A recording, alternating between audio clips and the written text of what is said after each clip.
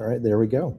So, welcome everyone to Merge PHP, a group of PHP meetups across the U.S. and um, some of us are in person watching this live stream, and a whole lot of y'all are virtual. So whether you're tuning in at a local meetup or online, welcome. And here's our lovely wall of various meetup logos here of user groups that are participants in Merge PHP. As usual, we are giving away a JetBrains license raffle, or JetBrains license of various sorts. If you don't have PHP Storm already, you can grab that. First one to email gets it. If you do have Storm and want another IDE for various things, that's a JetBrains product. The JetBrains license code will actually work for that as well. Whether you are the one writing the code or whether you're making the computer do it, JetBrains products are still really solid for that. I use them day to day, even though my day to day right now isn't actually PHP. I'm gonna move things around here just one moment.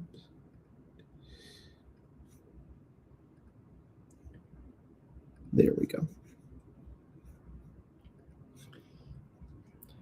As a reminder, if you are on PHP prior to 8.2, unless your OS backport security fixes, you are running an end-of-life version of PHP, and you're kind of taking your life into your own hands at this point. If you are running PHP 8.2 or 8.3, it is still getting security fixes, but is not going to get bug fixes of other sorts. If you're running PHP 8.4 or 8.5, those are still in active support, and with PHP 8.5 being released pretty recently. Again, if your OS backports fixes, then you might be good on an older version, but that's going to be RHEL or Ubuntu or something like that that would do that. There are a number of PHP conferences and events, whether that is for the PHP itself, or whether that is for the various frameworks and CMSs that are built on top of PHP. Move this around.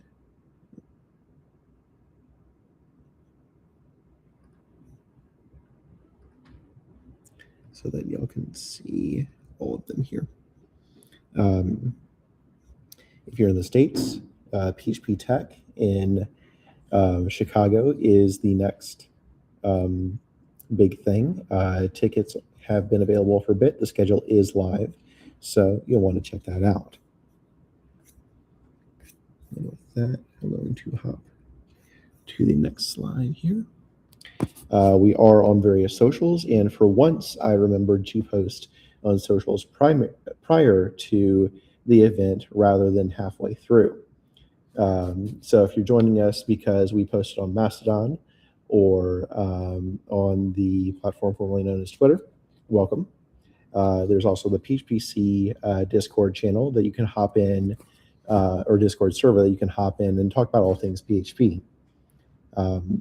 But basically all of y'all are tuning in to YouTube, and that's the place where we will continue to present. One shout out here, phpc.tv has back issues of all of our streams without ads, thanks to the support of the folks behind phpc.tv. So you can check out there. That's a service from another member of the PHP community. So for next month, we have Elena Holligan talking about building API documentation and tooling on top of OpenAPI. So I'll give you all a second to read through the description here. But definitely show up next month for that on the second Thursday of the month, April 9th. Then if you have a talk idea, then drop us a line on socials. We would love to hear about it and potentially have you on as a presenter later on in the year.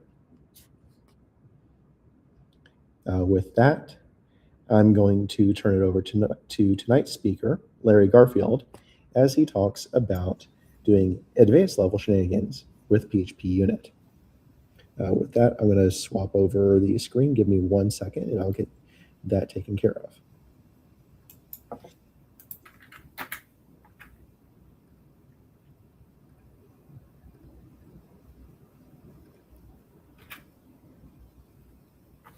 All right.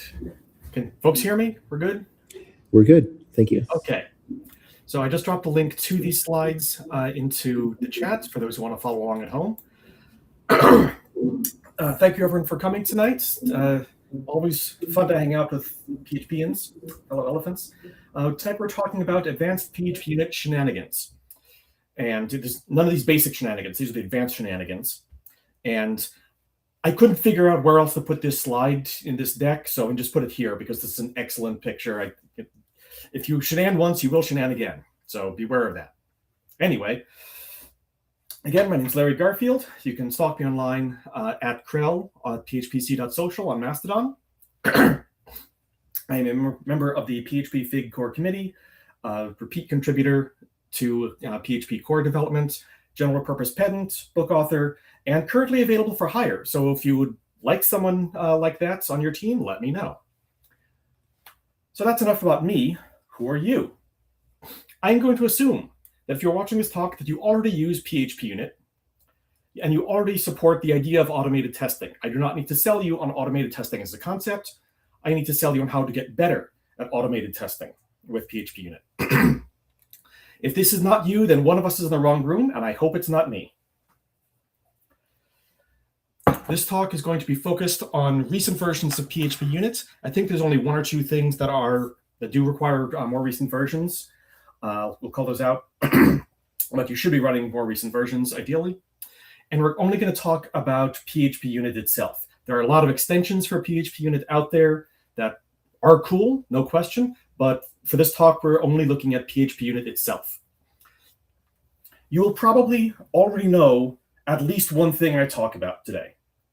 My goal is that everyone finds at least one new thing in this talk that teaches you how to use PHPUnit better. So let's start with some small odds and ends to just make your life a little easier. First, here's your bog standard PHPUnit XML file. And probably would be more stuff in here, but I needed to fit on the slide. I would encourage everyone to drop in a custom cache directory. Nice and simple. By default, PHPUnit will put its cache in a .phpunit.cache file in your project root. This is annoying, especially when every tool you're using does the same thing. So I consider it good practice. Have a build directory and configure all of your tools to put all of their cache junk into that one directory. That way you can ignore that one directory. You can blank the whole thing at once if you need to. Just a little quality of life improvement. A lot of the tests we look at are going to be using this class. Very basic. It's a rectangle class. You've got a height and width and an area calculation that's using property hooks, because property hooks are cool. An area is a property of a rectangle. That's a different talk. And then we can test it with a simple method like this. Tests area of 2 by 2 is 4. Pass in 2, get back to 4. Okay, cool. The first thing I would suggest you do is get rid of that prefix. PHPUnit will let you use a test prefix or a test attribute to say, hey, this thing is a test. I find this easier to work with. For one, if I need to just temporarily disable a test for a few minutes, I can just comment out the attribute rather than having to mess with the whole method. Yes, I could use mark test skipped, but that generates noise in the output. It also makes naming methods easier. And everything else we're talking about is driven by attributes. So in my mind, just go all in on attributes. That's easier as well. We'll see this throughout the rest of this talk, but basically everything we're talking about here is going to be interchangeable. You can mix and match. You also are able to specify that tests have a size. You specify this on the class, not the method. This seems weird to me, but that's where it is. I don't know. And you can say that a test set is small, medium, or large. And on its own, this does not do all that much, but it is useful for code coverage details. What do small, medium, and large mean? It's kind of squishy, but a small test is something that's testing a small amount of code. And a large test is something that's testing a large amount of code. It has lots of classes interacting, and medium is somewhere in the middle. Where that line is depends on your project. You get to define that. Personally, my guideline is small is something that affects only one class. We're only testing one class here. Medium is if it's testing a couple of classes working together, and large if it's testing like a whole request or something. The idea here is that when you compute code coverage, PHPUnit will flag this line was tested by a small test. This one is only tested by a large test. So it was probably tested incidentally while testing something else. So it's probably worth writing more unit level tests for this piece of code. There's other uses, but that's the main one that comes built in. But let's talk about some other more concrete cases. Multiplicative tests. We've probably all at some point written tests like this. I know I certainly have. We have a couple of different tests, all of them testing rectangle, just with different sets of data or slightly different configurations. And so we copy and paste and modify. And this gets the job done. It does work, but it's also redundant and hard to maintain, hard to read. What we really want to do is just have the same test with different sets of data. Okay, let's do that. We can drop on a test width attribute and give our test method parameters. In this case, we're going to say height, width, and expected area. And so the test width attribute, the first parameter, is an array of the values to pass to it, the height, the width, and the expected area. And the second argument is an optional name for that data set. We'll see that in a moment. This keeps everything together in one spot, but PHPUnit will now extend out 3 different tests with each of these data sets and run the test 3 different times with different data passed in. So we can now, if we want to add another test case, we just drop one more line on here and we're done. And everything works fine. With test width, you can only pass in constant values, however. So personally, I tend to not use it as much, although there's nothing wrong with it, but I tend to use data providers instead. Data providers are the more advanced version, where you can specify a data provider attribute on a test, which is another static method, must be static, on the same class, which will return an array of arrays where each one of those entries is the data set to call. The exact same format as test width. Note, it is a static method, so you cannot access dynamic properties. You can access static properties, however, which we'll get to a little bit later. And if you've seen any of my other talks, you probably know that an array of arrays is a code smell and means you're doing something wrong. We can only get rid of one layer of arrays, however. But the fun thing is, the providers do not have to return an array. They return an iterable, which means you can just use a generator instead and yield out each of the different values. PHPUnit will materialize the generator all in advance, so there's no actual memory benefit from it.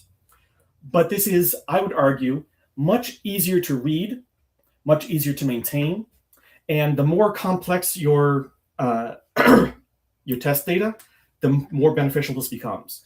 For example, if you are creating an object once and then you want to use it in 3 or 4 different test cases, you can do that very, very easily with this approach. If you are grabbing some data and looping over it in order to yield out a bunch of different test cases off of that source data. This makes it super easy to do. You can also give a name to tests here, to data sets here, because you can yield a key and a value. And so the key is the name, and the value is the data set to pass in. And those names will show up in the error output. So for example, if I break one of these tests and we run the test, this is the output we get. We get report, there's one failure, rectangle area with provider at that name with data blank was failed. Okay, so now we can use that name to select an individual data set. So we can say filter area with provider at 2 by 2 equals 4, and it will run just that one test by name, just that one data set by name. But we can do even better than this, because you can use named arguments in a data provider. This didn't work in older PHPUnit versions. It just ignored the keys, but I think it started working in 11. I'm not certain of that. It might have been 12. But this is much more self-documenting. In this case, if you have a property name, or if you have a key name, then the parameters will be passed to the provider. I'm sorry. The data set parameters will be passed to the test method by name, not by position. So if you see in the line 15 here, the order doesn't actually matter now. We could do it in whatever order we want. More importantly, we can skip over items that have a default value. We'll see an example of this in just a moment. We also can put multiple data providers on a single test. I do this a lot. If you have a lot of data sets, but they cluster up into different logical categories, you can split them to separate data providers, potentially even use those data providers on multiple tests. You can do that. But beware that the data set names are shared between different test methods, or between different data providers. So the names have to be unique across all of the data providers you used on a given test. I do this approach all the time.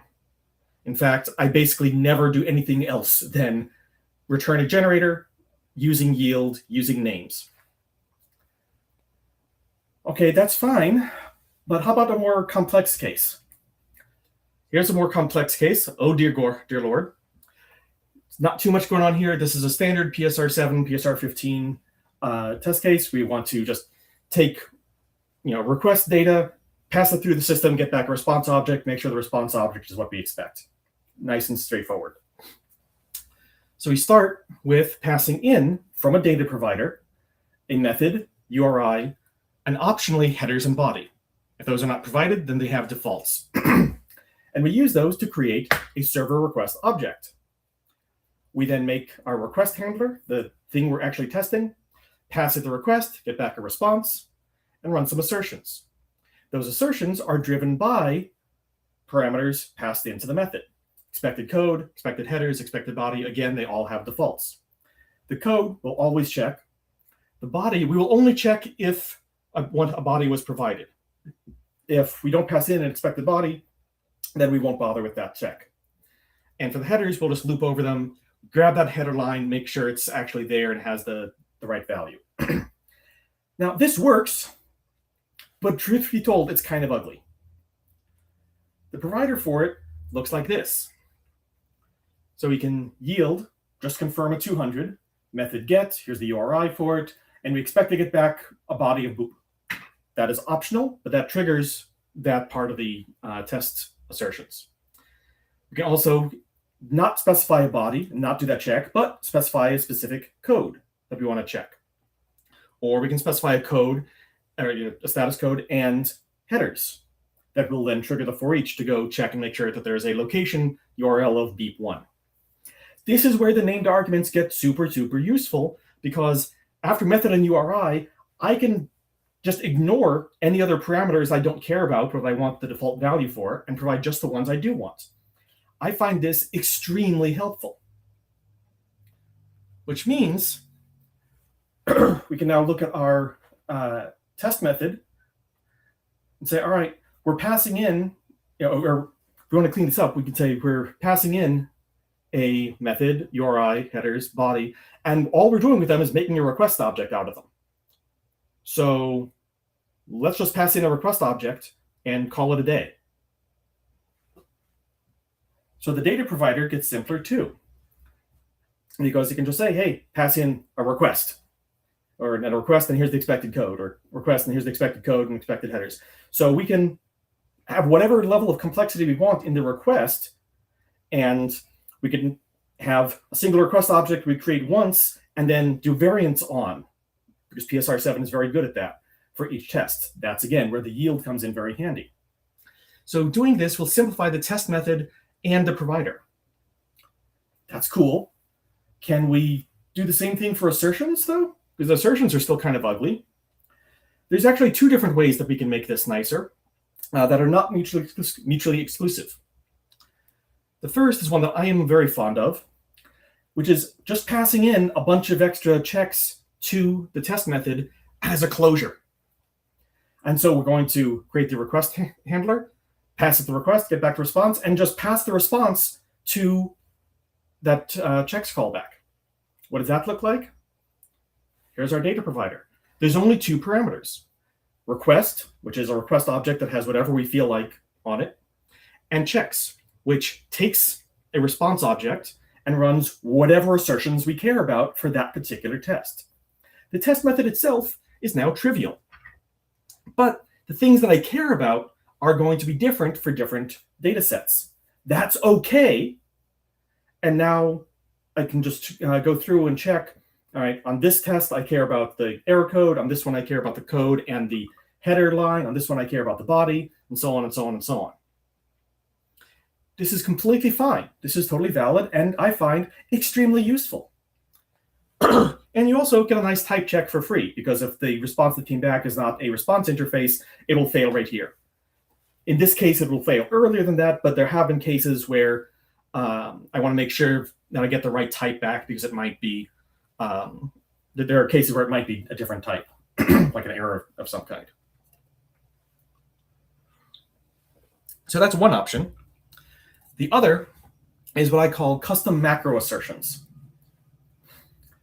In this case, we're going to just replace all of our assertions with methods that do the exact same thing.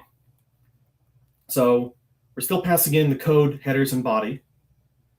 And we're going to assert same on the status code, because we're always doing that, and that's nice and simple.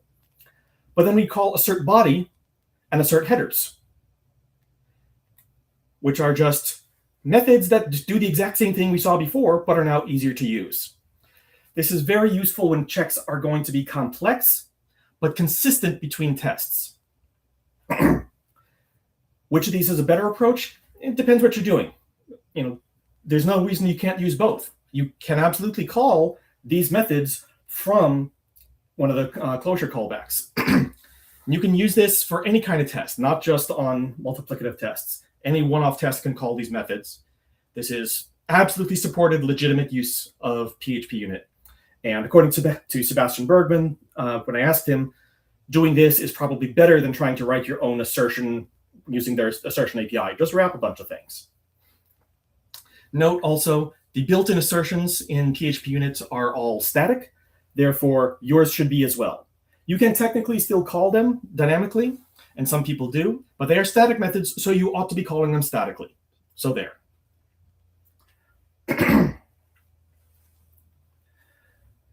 So let's just summarize where we've got so far. For simple cases where you have the same test but lots of different slight variations on it, test width is great. Anything more complex than that, use a data provider. I use data providers all the time. I think I have more data provider tests than I do tests that are not data providers. When using data providers, always, always, always, always, always use a generator. Never return an array. But you should name your tests and your arguments. Name all the things. Assertion callbacks and custom assertion wrappers. Both of these are viable. Use them liberally. All right. different area. Let's talk about test setup. We've probably all written code like this before. I know I have, where we have a setup method, which is a magically named method that inherits from the parent class. And in it, we're going to set up a dummy in-memory database connection and do some setup, create some tables, and then we can run tests that will do stuff and reset that on every request. And again, this is very common, and I basically never do this anymore because we're doing two different things in one method. We're setting up our connection and we're setting up tables. So what can we do that's better? By using before methods. Any method that has the attribute before on it will run before every test, exactly like setup. However, we can now have an arbitrary number of setup methods named however we want and ordered however we want using priority numbers. That's optional. The default is 0. Larger numbers will run first. So setup doctrine runs before setup tables. We also then don't need to worry about inheritance. Are you supposed to call parent setup or not? I actually don't know offhand because I don't use it anymore. I just do this. This gets us the same result in a cleaner way. And there are also class level options. In this case, they have to be a static method, but we can say before class, blah, blah, blah. And in this case, we're going to have a static connection object, and the test will use that. Same idea as setup before class, but all the same benefits of using hash before instead. And yeah, in this case, then these setup will happen once per class instead of once per test. There are also after and after class that do the exact same thing as tear down and tear down after class. I don't remember, but we can now run cleanup code after every test method. And this is cool. This is nice and flexible. And it'd be nice to use these multiple times, actually, because these look like they should be reusable. So what if I want to reuse my test setup? I mean, that means a utility base class, right? It does not. There is a time and place for base classes. We'll actually see an example of that in a couple of minutes. But this is not it. What you want to use in this case are traits. Now, you'll probably hear people say that traits are evil. No, they are wrong. Traits are not evil. People who rag on traits in all circumstances are evil. If a trait has no external dependencies, it's okay. It is perfectly fine. It is just a copy and paste, compiler-assisted copy and paste. That's okay. What's evil is using traits to bypass proper dependency injection or as an API registration mechanism, because then you are bypassing the type system, you are bypassing your DI container. That's evil. That's not traits, that's people doing dumb things with traits. Which, yes, means that Laravel's trait usage is evil. But then so is Laravel, so, Anyway. So yes, nothing wrong with traits when used correctly. And this, I would argue, is correctly. So this is the code we saw before. Let's just move all of those setup methods to traits. We have a use doctrine trait that has the setup code for doctrine. We have a with user table trait that uses use doctrine. And then our test just says, hey, use with doctrine, use with user table. All of those setup methods get copied into the class at compile time, and they run as if they were there in the first place. We could break this up into one trait, to 3 traits. How you do that's up to you. Good arguments either way. It's what makes sense in context is fine. This is extremely useful for common fixtures. Like we want to say, hey, I want to have this database table with this set of data in it. Stick that setup in a trait, use it, boom. That test class now has that data set. You want to have a different class that uses that same data set, boom, one line and you're done. It's also a great place to put custom assertions. Sorry. It's a great place to put custom assertions. This is the assertions we saw before. But now we've moved assert body and assert headers into a response assertions trait. And so any test class we can just drop in, use response assertions, and now have access to all of those assertions.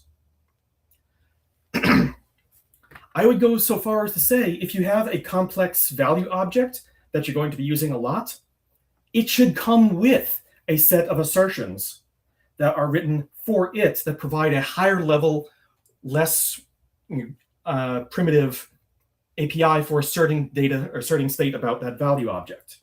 And then any test that wants to validate that object or the behavior of that object can just yoink those assertions and have access to that complete API.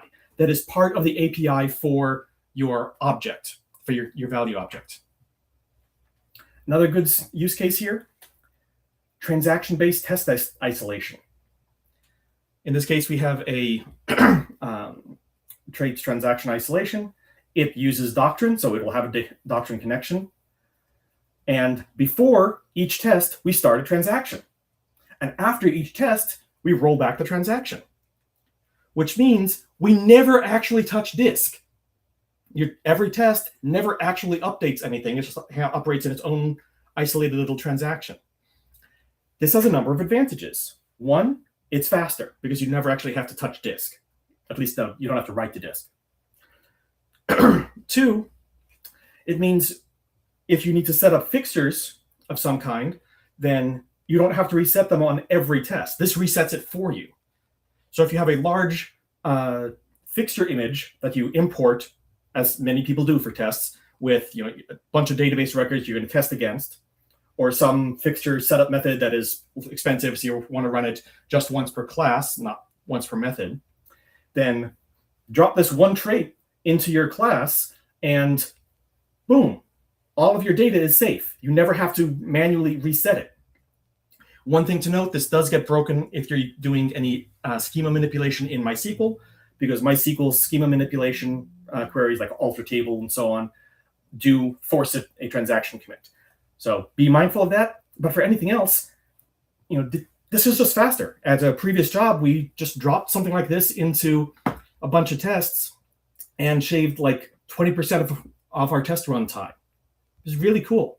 In that case, it was Laravel, so the code would be slightly different, but it's a really nice approach. And I'm sure you can find other uses for these too. My favorite, I have a trait that I use sometimes that I developed at a previous job that runs doctrine migrations before each test, actually before each test class. It's too big to fit on a slide, that's why I don't have it here, but this means I can now guarantee every test run has an up-to-date local database. That's useful. Now let's talk about documentation, everyone's favorite topic. You all write documentation, right? Right? Right. When you run PHPUnit, by default, its output looks something vaguely like this. If, however, you run it with the test docs command line switch, then you get this extra block at the bottom, where it will list out each test that ran by name. The name, it by default will get by mangling the name of the function. It strips off the prefix test, splits at underscores or capitals to pretend they're spaces, and turns that into a test name. It also will mention the dataset name. It'll also show you the class that these are in, which is just rectangle test minus the test. This is cool. This tells you more information about what these tests are and what they are ensuring, which is why your test method names should be clear and self-documenting, right? Yes. Public function, translate form, element value, translate, rendering option for concrete form and concrete, whatever. This is unreadable. This is 255 characters long of really trying to be self-documenting, but it's not. This is useless. This does not tell me anything. It's impossible to read. And this is real code. I didn't make this up. This is real code from Typo 3, where they have a thing for long method names. So what can we do instead? Separate our code from the English. English is not code. Code is not English, no matter what Sam Altman tries to tell you. So we put a test docs attribute on the test method, and test docs, we pass a string that is the name and description of this test. If translations are enabled and there are translation files, they should be used. At least I think that's what this thing is testing. I don't actually understand that previous test method. That's the problem. But assuming I'm right, this is a lot easier for me to read, both as someone maintaining the code and as someone looking at the output. And then the method name can be nice and short and kind of irrelevant because it doesn't get shown. And then this gets used instead of the method name default. So let's look at our shape code. If we have a bunch of standalone tests like this, then we can just drop test docs on each one and give it a description.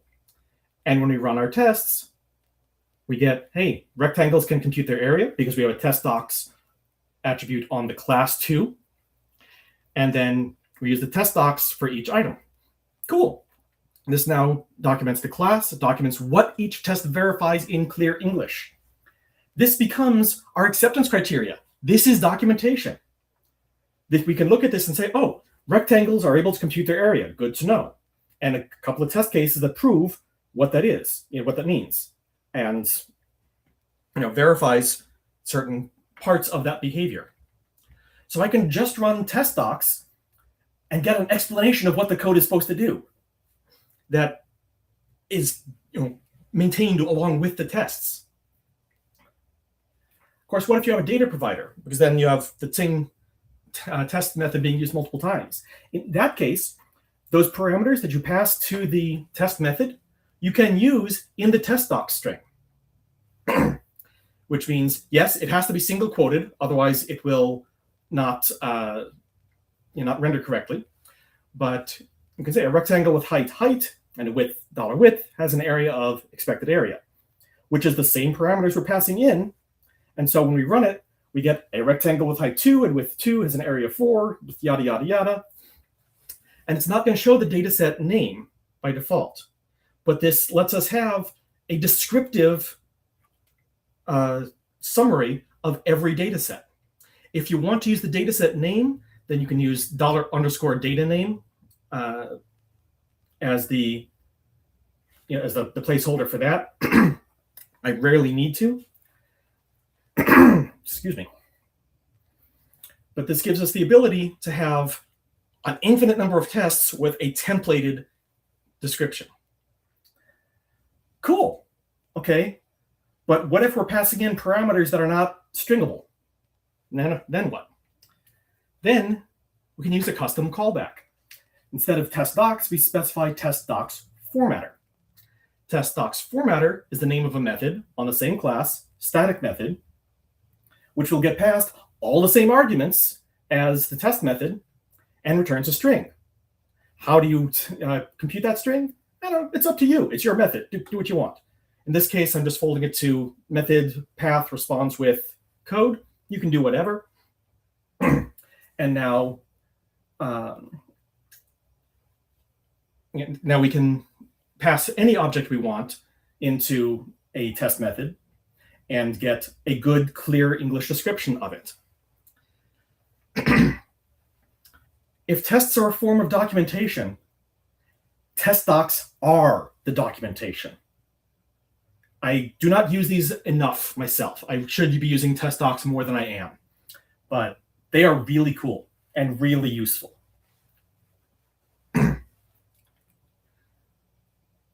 So let's talk about test organization.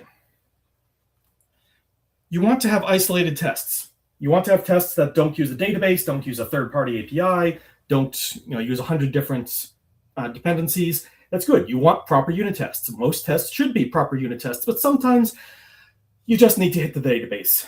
Some tests just are going to need to talk to the database. There's no way around it. And those tests are going to be slow. That's just how the world works. Not because your code is bad, just because network latency. Or worse, if you have code that needs to connect out to a third party, you really don't want to run that in a test 100 times all the time in CI and all the time locally.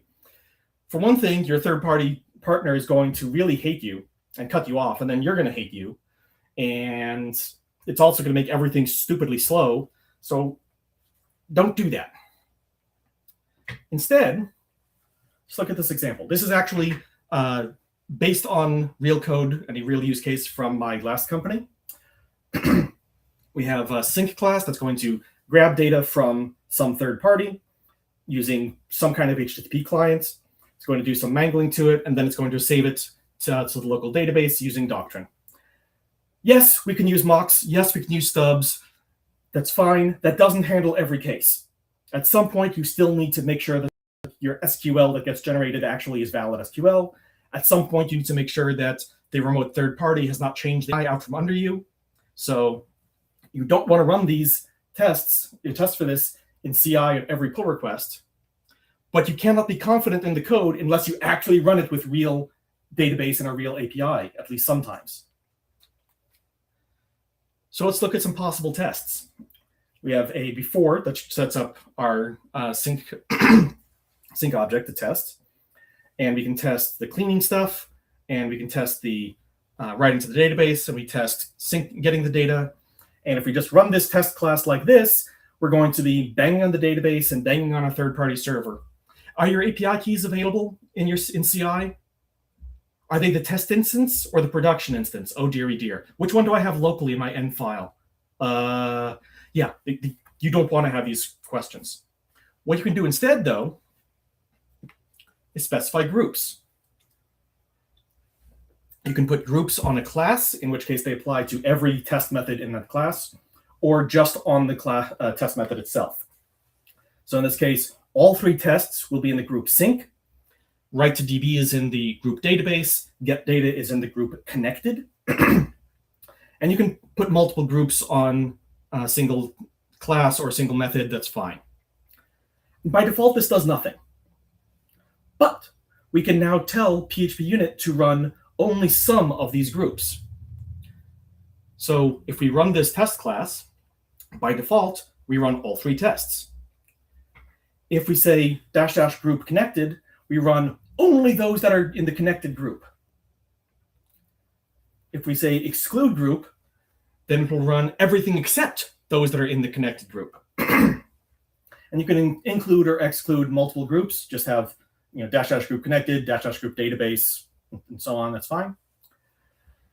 That's cool. I can now skip my really slow and ugly tests that are going to make my third-party partners hate me.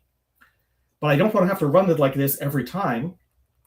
So I'm just going to put a default exclude into my PHPUnit XML file to exclude the slow and ugly groups by default. So when I run PHPUnit, it just doesn't run these. It skips those. Should we be skipping database or just connected? Up to you, to your project. But you can put as many as you want in here. You can also, by default, have a include. I tend to not like doing that because then that only those groups will get run unless you specify otherwise. But you can this way still specify, hey, run the connected group instead. So I can still run everything that doesn't involve talking to a third party in all of my test runs. Then I can locally, when I'm developing, run just the connected tests, run them through a debugger, see what's going on there, and get them working. And then have a nightly task in CI that will run the connected tests. So that way, if we're not slowing down every test run, but if our partners change their API and don't tell us, which is annoyingly common, we'll get told about it because we do have tests that actually talk to their server. Test server, I hope. You also automatically get groups for small, medium, and large. So you can just say -- group small to run all of your unit tests, your fast tests, and so on. I would say apply groups liberally. They are, by default, they have no cost, but they let you say, hey, this is the only thing I care about right now.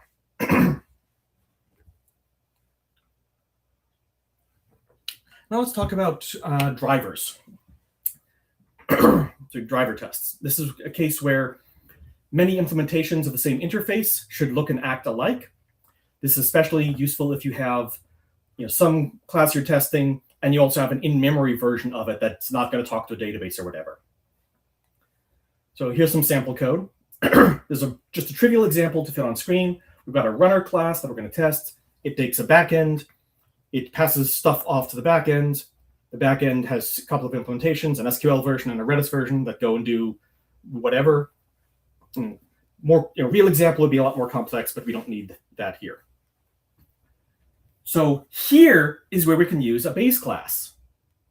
We have an abstract class, runner test cases, which PHPUnit is going to completely ignore because it does not end in the word test. In here, we're going to have an abstract method for setup backend and a backend property, and whatever our test logic is going to be. We have a test method. We've got a data provider. We could have 100 of each of them. That's fine. And PHPUnit will thoroughly ignore this class. But we can then have an SQL runner test, which PHPUnit will run, that extends it and just provides the setup backend method, which will mark as running before. Attributes do not inherit by default, so we have to specify it here, not on the parent class. Mildly annoying, but it's fine. But the other methods, the tests and the data providers and so forth, that we're not overriding, those will inherit with their attributes. So if we have 100 test methods in that parent class, then we now have 100 test methods in, quote unquote, SQL runner test and Redis runner test. And we can put groups on them. So we can say, hey, I just want to run the Redis version. I just want to run the SQL version. I just want to run, or I want to run all the runner tests. So now, if I want to make a new version of the driver, say memory backed version or whatever, this is all I need. I have my memory backend implementation, it's at the bottom, and then the test, I just specify a new setup backend. And now just that 7 lines of code gives me all of those 100 tests for my new memory backend to verify everything works properly. How do I know my memory backend is complete? When all the tests pass and I didn't modify the tests. That means I have now cleanly implemented a new backend implementation that is transparently replaceable because it's passing all the same tests automatically. You can still override an individual test where you want to, by just overriding that method. That's fine if that makes sense. That does sometimes make sense, but you don't have to. This is all you need to do. So let's look at a real-world example of a lot of this stuff in action. My serialization library. This is a bit simplified, but enough to demonstrate the point. The core class you use for Sirity, in most cases, is called Sirity Common. And you're going to pass in an array of formatter objects. And it's going to split it up into formatters and deformatters. That's fine. But we're passing in a formatter as a dependency. Formatter in this case is write to JSON, write to YAML, write to TOML, and so forth. And then that tells Sirity what formatters are available. And then when you try to run it, you say, hey, run with this format. I want to serialize to YAML or to TOML or whatever. And it will use that formatter if available. Now, several formatters are array-based, meaning they will build up a PHP array in memory and then call JSON encode or YAML dump or whatever on it in order to generate the output. It'd be really nice if we could test all of them at once, right? Let's do that. So we have Sirity test cases, which does some setup. The actual test is very simple.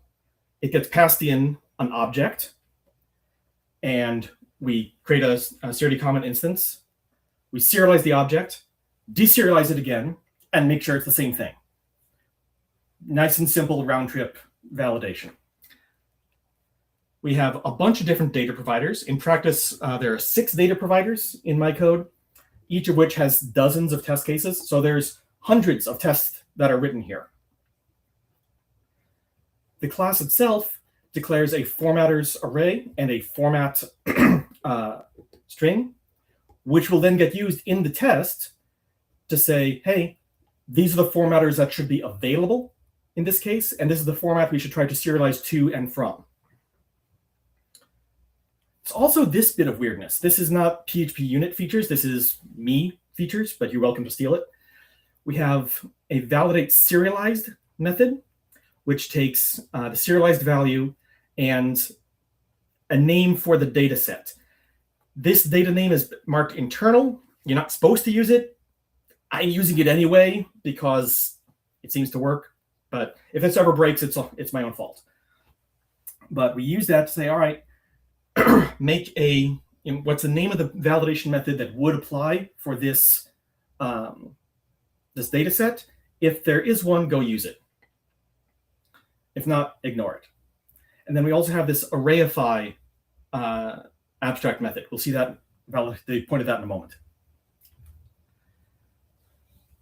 So if I want to validate the serialized version of something, then I can say, all right, arrayify it, which means turn it back into an array, which for all of these formatters is a simple process. And then I can examine it as an array. I could also do some string comparison to say, hey, is this JSON string correct in its specific class? But that wouldn't work in the YAML class, for example. Not every test is going to need this, but for those that do, it's here. But then I can extend that as well with JSON formatter test. This is the real test that PHPUnit sees. And it has a group, it has a size, it has a before method, which sets up the formatters. It says, all right, populate formatters with an array that just has the JSON formatter, call the format as JSON. If we want to debug a particular serialized form, then we can use JSON decode to pull it back out and test it. Which means I inherit all of those hundreds of test cases from SeriD test cases. And the YAML version looks pretty much exactly the same. It just changes the word JSON to YAML in a couple of places. Same thing for TOML. Same thing for just dumping to a PHP array. So when I add new functionality, I write the test once in the parent class, and I automatically get tests for it in every formatter. And I can be guaranteed that I'm not going to forget one because they all are going to get tested.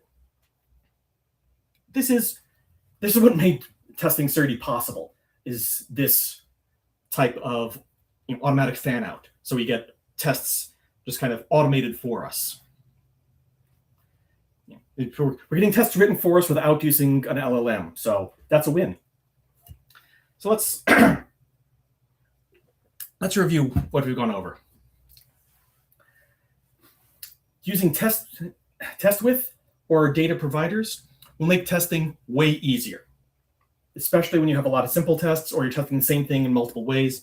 These will make things much nicer to work with. When you do that, use generators, use test callbacks, use custom assertions.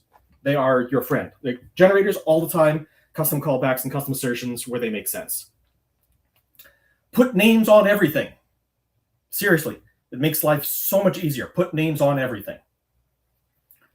Never use setup. Use before and its siblings. Again, I basically never use setup anymore. It doesn't serve a purpose. Traits are good in the right situation. We saw several right situations here. You can do evil things with them, but you can do evil things with anything. Test docs are your friend. Groups are your friend. Use both of these liberally. PHPUnit is your friend. Use it liberally. Thank you very much. I'm happy to answer questions.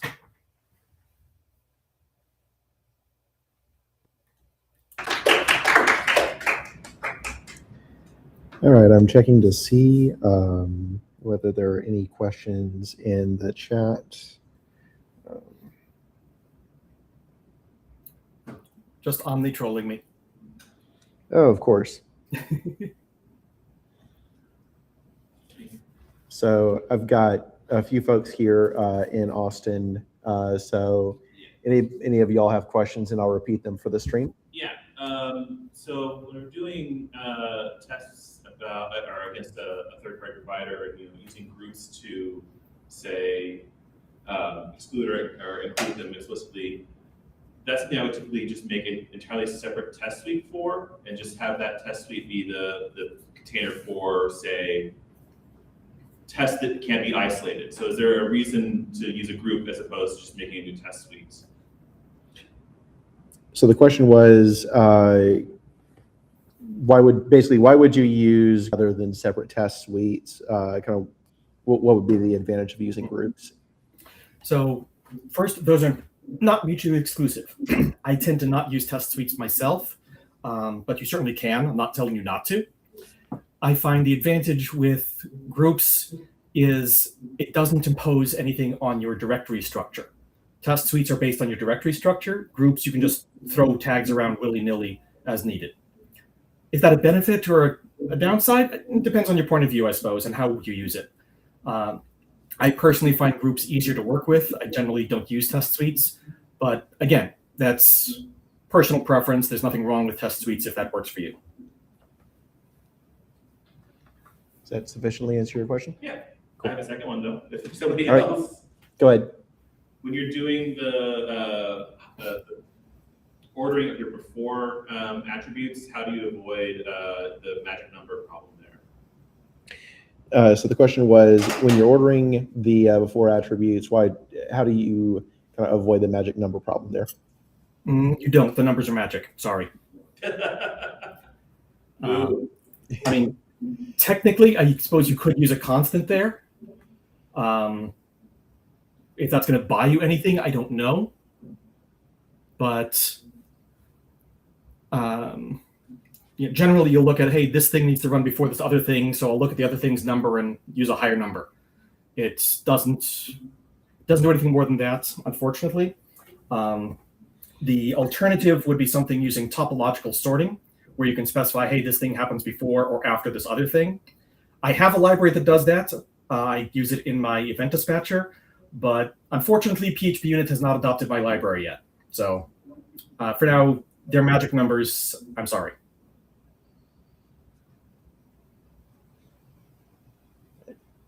Any other questions from here in person?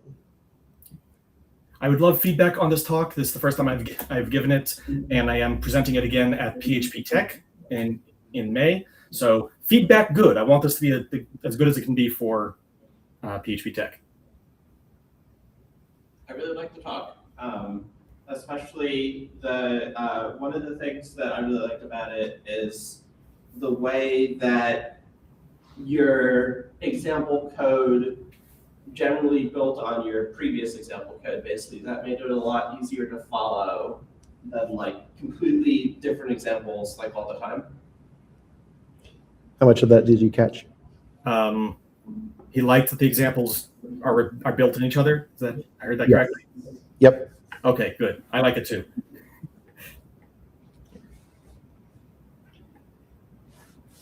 Doing one last check of the. Still not seeing any questions in chat. Nope, just a whole bunch of thumbs up. All right. Okay. Let me ask, did anyone learn nothing from this talk?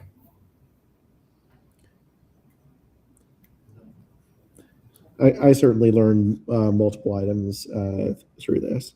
Excellent. If you learned multiple items, I'm sure other people also learned multiple items. I learned multiple items.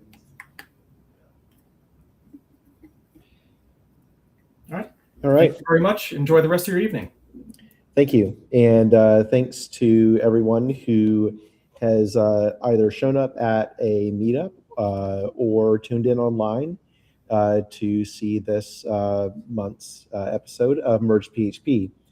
Hopefully you see y'all back here in a month for Elena's presentation.